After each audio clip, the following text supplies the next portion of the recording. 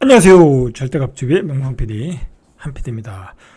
제가 오늘 보험 계약을 할 일이 있어서 보험사 직원하고 얘기를 했는데 보험사 직원 얘기가 요즘 보험 해지가 굉장히 많이 늘었다고 그래요. 생활자금 마련을 위해서 보험을 해약을 하는 경우가 많다. 그리고 이제 카드 리볼빙이 작년에 뭐 한 74만 정도 했다고 하면 지금 200만이 넘었다고 그래요. 금액적으로는 한 7조 중반대까지 갔다고 그래요.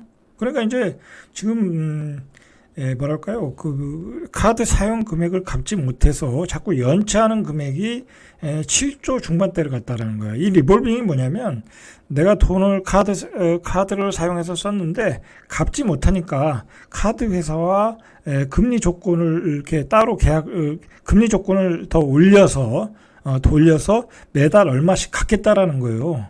일종의 채무 조정이라고. 그러니까 얼마나 경제상의 안 좋은 날을 보험 해지 리볼빙을 보면 알 수가 있어요.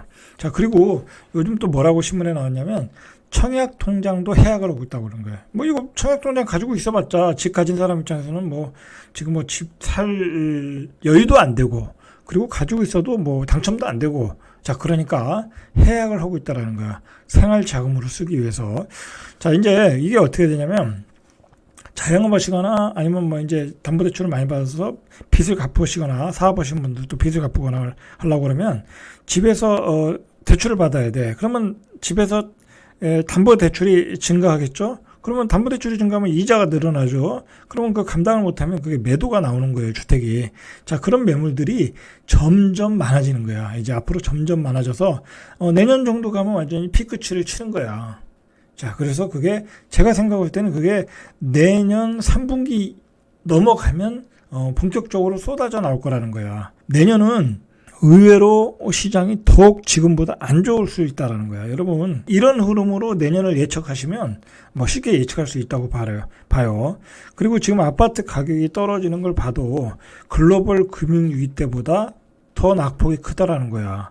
자, 그리고 제가 요즘 계속해서 강조하는 게 전세 시장이잖아요. 전세 시장은 어떤 그 매매 시장의 주축돌이야. 그 주축돌이 무너지고 있다라는 거야. 사람들이 전세 자금을 다 빼고 있다라는 거야. 빼서 월세로 가고 그다음에 전세 자금 대출을 받아서 전세로 들어와야 되는데 전세로 못 들어오더라는 거야. 자기가 가지고 있는 돈 한도 내에서 전세로 살고 있다라는 거야.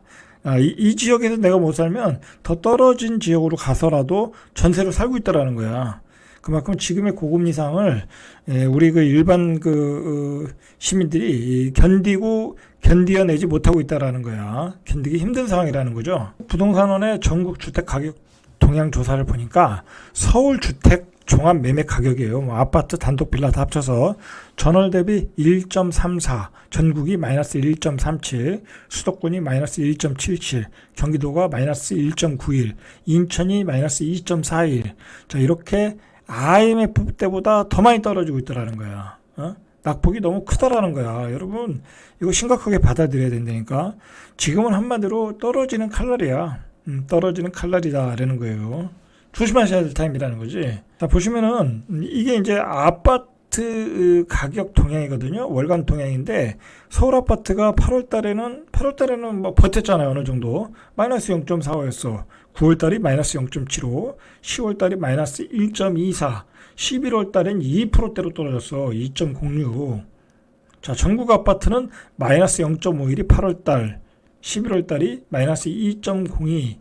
여러분, 마이너스 2%로 계속 한 1년 정도 떨어지잖아요. 그럼 그냥 반토막이야. 그렇게 보셔야 돼. 지금 이렇게 뭐랄까요, 월별 단위로 보면 낙폭이 매우 크게 나타나고 있다라는 거야. 자, 이게 문제는 뭐냐면 이렇게 얘기할 수 있잖아. 그거 거래량이 적다. 그냥 몇 개 거래되는 게 그렇게 된다라고 생각하잖아요. 근데 시장에서 그게 거래되면 그게 가격이 된다니까. 가격이 되고 그 가격대로 몇 개 거래되다가 또 거래가 안 돼. 거래가 안 되는 이유는 살 수 있는 여력이 없어지는 거야. 지금 봤잖아요. 사람들이 전세 자금 대출도 못 받는 상황에서 매매로 돌리기가 어렵다니까. 일반 사람들이 뭐 다주택자나 돈 많은 사람들이 살 수 있다고 생각하지만 그 사람들이 살 수 있는 것도 한계가 있는 거야. 그 사람들이 사면 뭐냐고. 그 사람들이 급매물을 주스면 뭐냐고. 그 다음에 살 사람이 없잖아.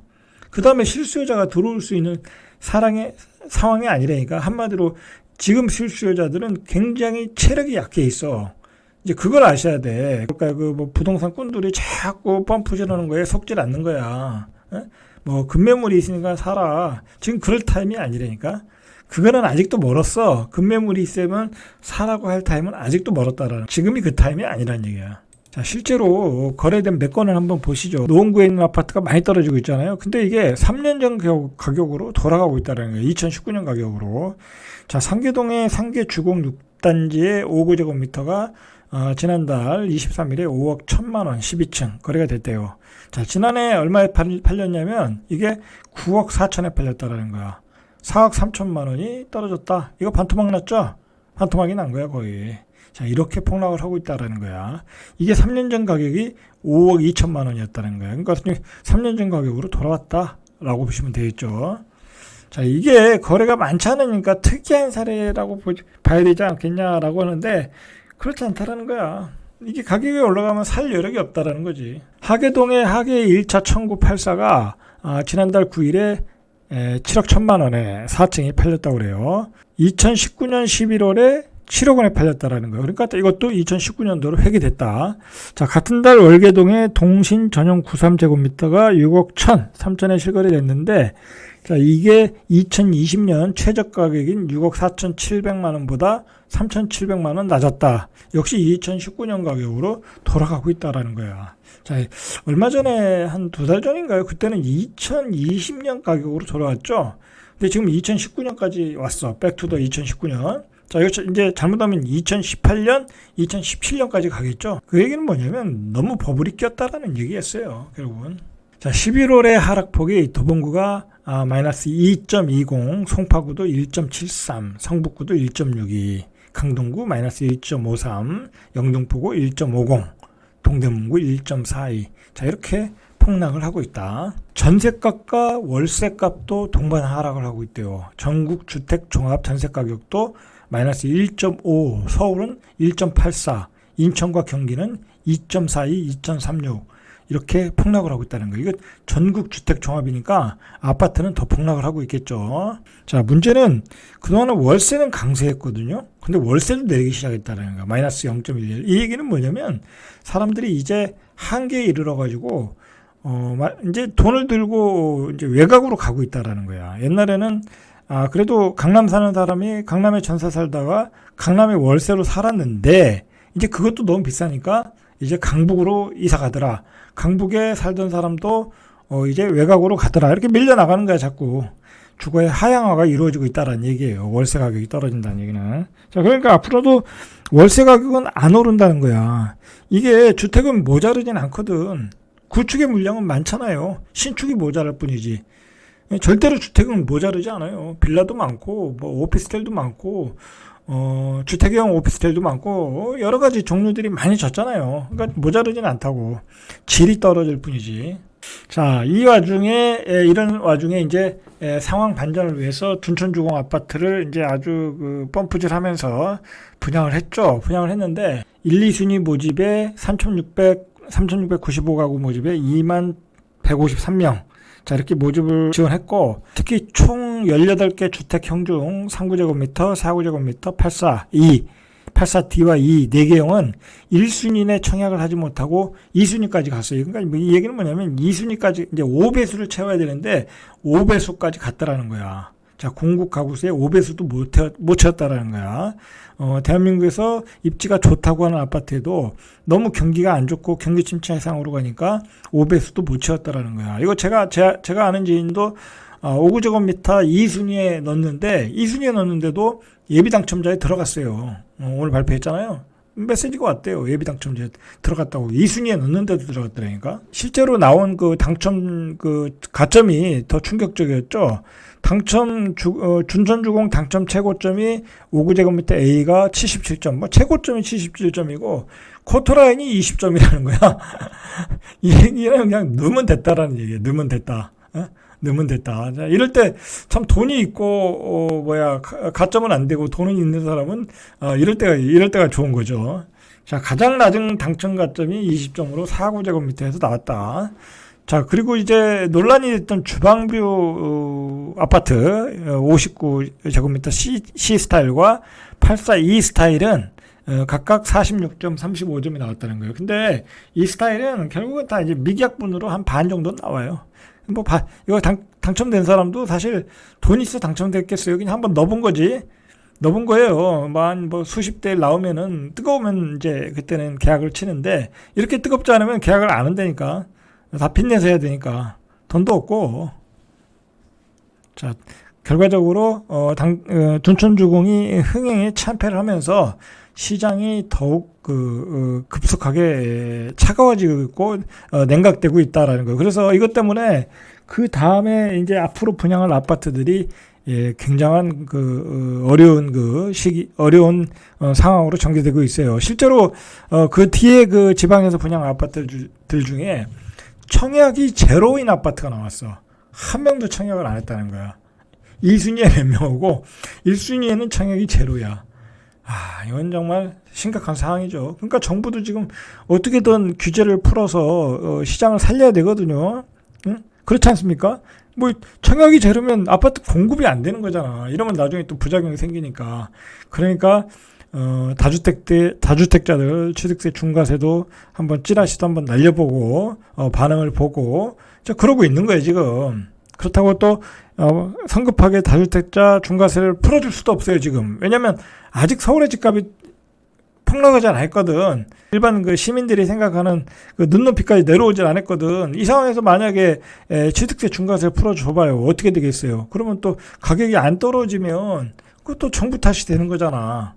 그러면 정부는 이러지도 못하고 저러지도 못하고 있는 거야. 자, 이런 상황에서 시장을 가장 압박하는 최고의 상수는 금리죠. 금리인데 이번에 이제 FOMC에서 파월 의장이 금리를 앞으로는 좀 내리든지 아니면 이제 고정을 하든지 이 상태에서 그렇게 기대를 했는데 이 CPI 지수도 좀 내려가고 있고 하니까 일반 사람들은 그렇게 기대를 했는데 파월이 매파적인 발언을 했죠.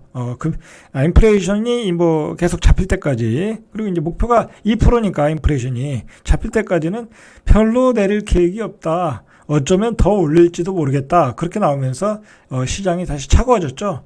주식시장도 차가워졌고 주택시장은 거의 멘붕이 돼버렸고 그렇게 돼버렸어요 지금. 거기다가 우리 한미 금리차가 1.25% 거의 1.25%가 넘어버렸어요. 이렇게 되면 달러가 또 강세가 되고 외국인들은 주식을 팔고 강달러로 가면서 도로 돈이 빠져나가는 거죠. 그리고 우리 금리도 또 올려야 돼.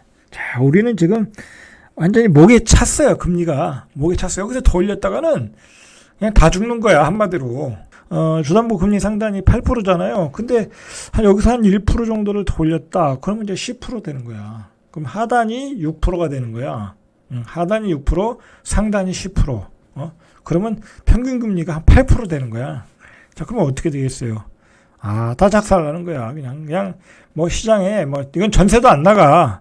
전세도 안 나간다니까. 그리고 이제 고가 아파트들, 비싼 아파트들 전세는 세입자 맞추기도 힘들어. 그런 상황으로 간다는 거야. 자, 어쨌든 미국 금리는 올려가지고 상단이 4.0에서 4.50으로 인상했다. 근데 앞으로 더 올린다. 점도표를 보니까 5.25까지 나오더라는 거야. 5.25. 자, 0.75를 더 올려야 된다라는 거야. 그러면 우리는 거의 1.75를 더 올려야 돼, 여기서. 자, 금리 인하 계획이 없다. 자, 소비자 물가지수 상승률이 낮아졌어. 전달보다도. 근데 여러분, 이거 낮아졌다고 블로그에 이제 어떤 금리 인하 희망이 보인다라고 또 순진하게 또 글 올리는 부동산 꾼들이 있더라고.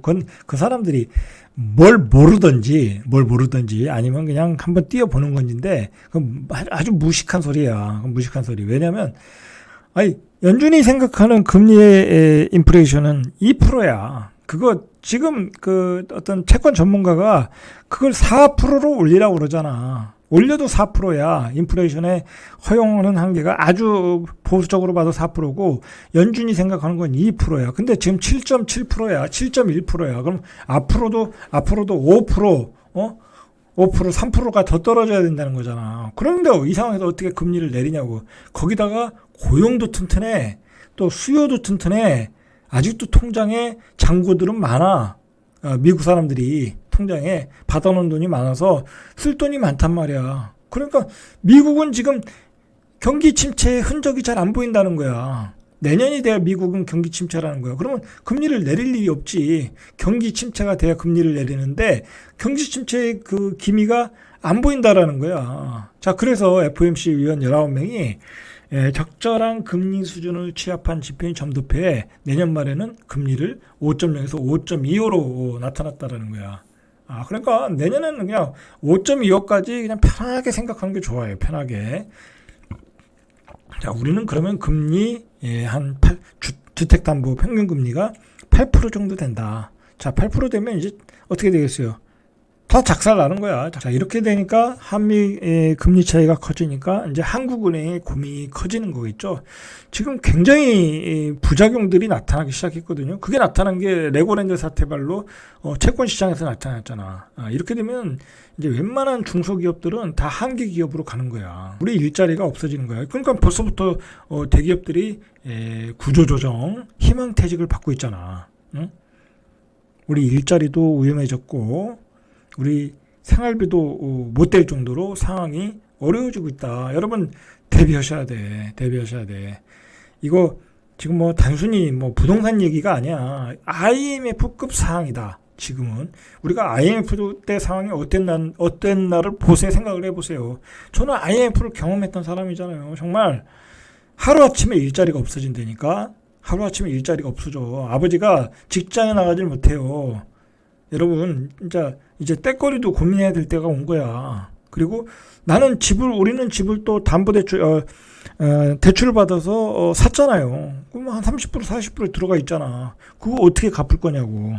대출이 많으신 분들은 집을 가능한 한 빨리 파는 게 나아. 제가 보기엔 그게 더 안전한 것 같아. 제가 보기에는 1주택자라도 대출이 너무 많다. 그리고 내 직장 자리가 뭔지 불안전하다. 그러면 지금이라도 저는 파는 게 낫다고 봐. 왜냐면 내년의 상황은 더욱 안 좋아. 더욱 안 좋아. 근데 나는 대출도 없고 뭐 직장도 튼튼하다. 그러면 파실 필요 없고 1주택자라면. 그러나 내 자리가 왠지 불안하다. 그리고 대출을 너무 많이 받았다. 그리고 이자로 너무 많이 나간다. 그러면 정리하고 전세로 시원하게 사시는 것도 좋아. 속 편하게.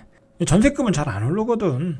그리고 전세로 살면 내가 원하는 데 살 수 있잖아. 자, 그것도 좋다라는 얘기예요. 지금 주택시장에 멘붕이 왔던 것은 뭐냐면 파월 의장이 아직 갈 길이 멀다라는 거야. 그리고 이 FOMC 위원 중 19명 중 17명이 앞으로 이제 5% 이상이 될 것으로 내다봤고 우리가 다음에 목표 금리 추정치를 더 올리지 않을 것이라고 자신 있게 말할 수 없다라는 거야. 상황은 모른다. 아직도 인플레이션이 높다라고 평가를 하고 완화 제스처를 안 보여줬다라는데 시장이 반응을 하고 있다라는 거야. 지금 아직도 갈 길이 멀다. 지금 7%이지 않냐. 그거 2%까지 가야 된다라고 하면 이제 고금리를 당분간 지속을 하겠다. 최종금리는 뭐 5%까지 보더라도 그걸 계속해서 길게 가겠다라는 거잖아요. 인플레이션 잡힐 때까지는. 결국은 이게 문제는 뭐냐면 경기 침체가 와야 금리 인하를 하는 건데 고용 튼튼하지 수요 튼튼하지 이 금리 인하할 요인이 없다라는 게 이 주택시장을 괴롭게 만드는 거야. 근데 예전에 파월 의장이 얘기했지만 주택시장이 버블이 잡혀야지 인플레이션이 잡힌다고 그랬어. 그러니까 어떻게 보면 연준의 입장에서는 이 집값이 빠지길 원하는 거야. 집값이 빠져야 된다. 미국의 렌트비 값이 빠져야 된다. 그래야 인플레이션이 잡힌다라는 거야. 그러니까 버블이 거쳐야 끝나는 게임이라니까 이거는. 버블이 거쳐야 경기 침체가 오고 경기 침체가 오면 금리를 인하하는 거야. 그런데 재밌는 건 뭐냐면 경기 침체가 오고 금리 인하하면 집을 더 안 사. 그때는 집을 살 것 같죠? 금리 인하가 됐다고 못 산다니까. 그때는 완전히 경기 침체인데 IMF 상황인데 어떻게 집을 사냐고. 다 작살났는데. 그렇게 된다니까. 그래서 집을 빨리 파시라고 그래. 파시라고 이야기하는 거고. 금리 인하에 많은 사람들이 기대를 하는데 금리 인하되면 진짜 죽는 거야. 진짜 죽는 거라니까. 주식시장도 죽는 거고 부동산 시장도 죽는 거야.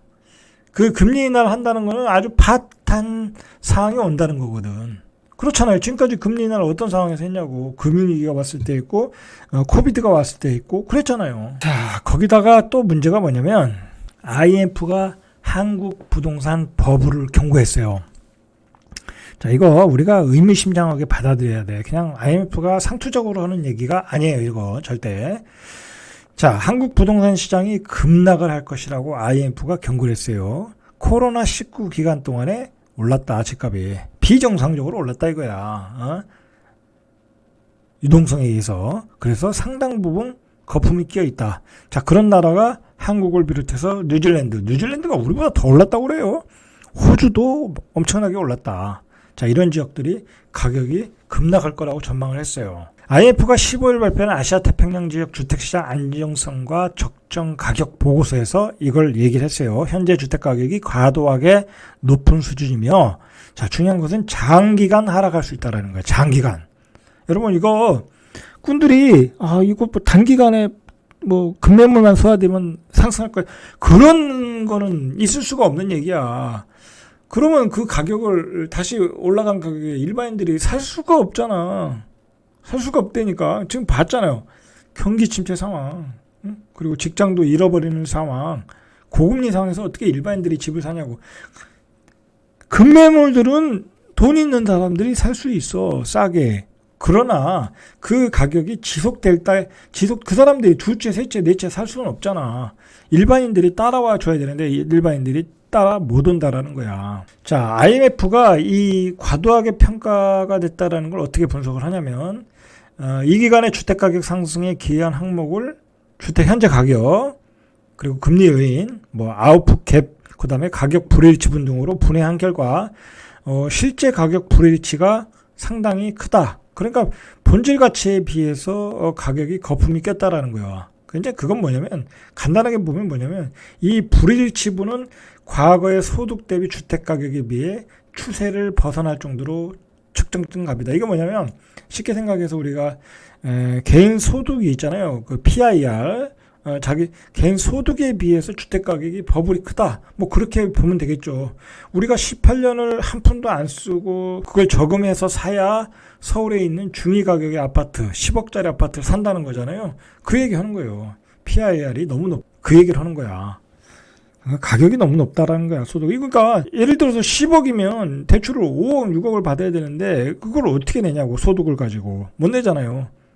이자가 뭐 한 300만 원, 500만 원 되는 걸 어떻게 내냐고, 원리금까지 포함해서.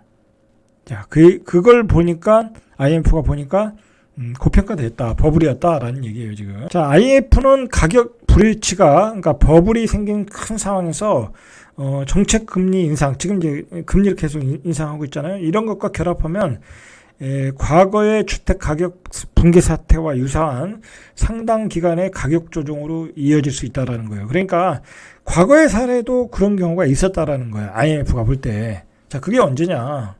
자, 그게 언제냐면 IMF에 따르면 한국에서 가장 많이 집값이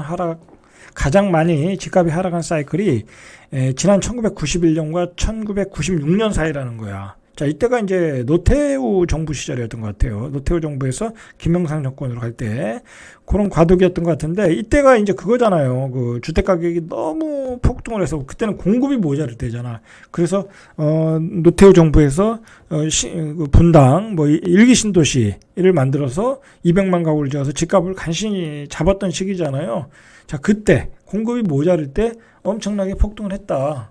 근데 폭등한 뒤에 어떻게 됐어요? 노태우 정부 시절에 200만 원 공급을 하면서 주택이 장기간 하락을 했잖아. 그죠? 이제 그때 이야기를 하는 거예요, 지금. 자, 그래서 당시 한국의 집값은 1991년 2분기 고점을 기록한 후 22분기 연속 하락해서 1996년 3분기까지 33.7%까지 하락했다라는 거야.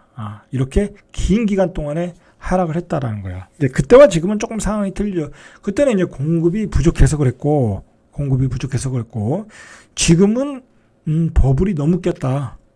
이제 그리고 금리도 또 비싸고, 그때도 물론 금리가 비쌌겠죠.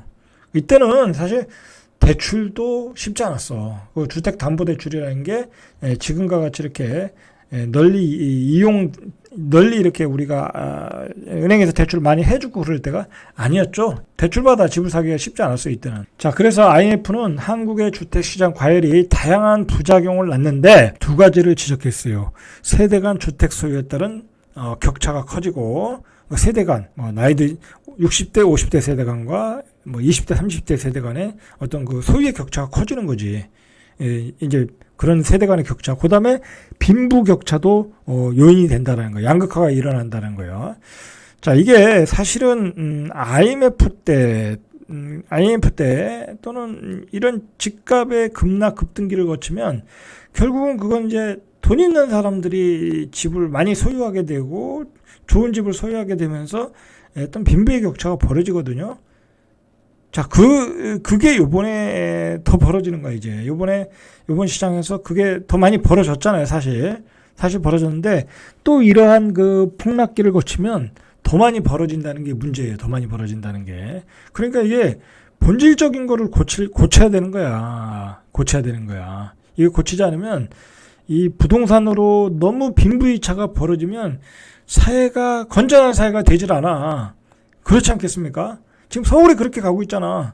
서울에 지금 옛날에는 90년대, 2000년대 초반에는 강남에 입성할 수 있었거든요. 어떻게든 돈을 벌어서. 그때는 한 10억만 가지고도 충분히 입성했거든요. 꽤 좋은 아파트 가지고 입성했어요. 자, 그런데 지금은 좋은 데 입성하려면 최소한 25억 가지고 있어야 되잖아. 근데 25억을 어떻게 구하냐고. 그것뿐만이 아니라 흑석동에도 20억이고 노량진도 가서 살라고 하면 10몇 억이야. 그것도 재개발 딱지가. 용산도 마찬가지고. 자, 이렇게 서울의 집값이 너무 비싸졌어. 너무 비싸졌다. 이렇게 되면 이게 문제가 되는 게 대한민국 사람들은 대한민국의 젊은이들은 다 서울로 올라가잖아, 졸업을 하면. 근데 거기서 다 정착을 해야 되잖아, 서울 수도권에서. 근데 그 친구들이 거기서 그 집값을 어떻게 감당하냐고. 자, 이거 이렇게 되면 대한민국의 미래가 없는 거야. 서울의 땅값이 너무 올라갔다. 자, 그 원인 중에 하나는 그 투기성 거래. 그 다음에 그걸 펌프질하는 전문가들이 너무 많이 생겼어. 자, 그런 걸 보완하려면 어떤 제도적 보완을 해야 되거든. 세금이라든지 여러 가지 규제를 해야 되는데, 그 좌파 정권에서는 그 규제가 적절하게 적절한 타이밍이 안 이루어졌고, 과도하게 이루어졌고, 시장 경제를 망쳐가면서 이루어진 건데, 그리고 윤석열 정부에서는 또 그걸 너무 과도하게 빨리 푸는 것 같고, 자, 그걸 좀 고민을 해야 되는 거예요, 지금. 그 고민하지 않으면, 이거 서울은 이거 정말 사람이 젊은이들이 집을 살 수 없는 환경 어떤 그 가격으로 된다. 그렇게 되면 젊은이들이 결혼을 안 한다니까. 결혼 안 하고 결혼할 생각도 안 하고 결혼을 해도 애를 낳질 않아. 지금 그게 결국은 출산율로 나타나고 있잖아요. 0.89 그렇게 나타나고 있잖아요.